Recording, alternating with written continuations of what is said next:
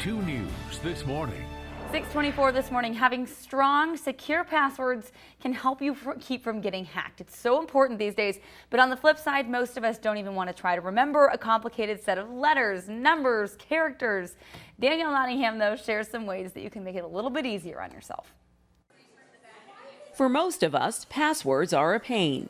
I do not have a good password. I've had the same 3 passwords for the past, 10 years.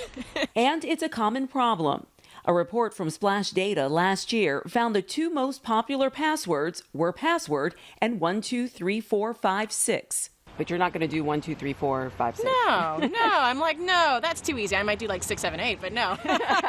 We went to Google to find out how they handle passwords. Google has gotten rid of some of the things that are still thought of as best practices elsewhere, like forcing you to rotate your password every few months. Mark Risher is Google's Director of Product Management and says you should come up with unique and complicated passwords. The best advice for passwords is actually to use a different one on every site. Instead of putting capital letters at the beginning and numbers at the end, mix it up to make it harder for hackers to guess. I have insane passwords that no one would ever crack. Shane Brady came up with his own unique system after having his identity stolen. I make acronyms and I throw numbers of hockey players into my passwords. But it can be hard to keep track of that, so Risher recommends a password manager that can remember them for you. It's also good to set up 2-tier authentication, which usually involves a text or app.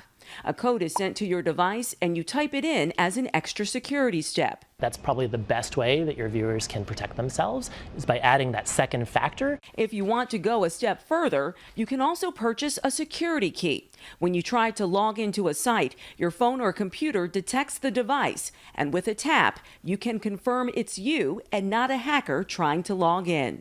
Danielle Nottingham, CBS News, Los Angeles. Yeah, there's probably something to those security keys, those 2-factor authentication things. It's just the reality you don't want to face. There are some things I go into, I already know I don't know the password, and I just click forget password without even attempting it. Just saving myself a couple of seconds. Well, still to come.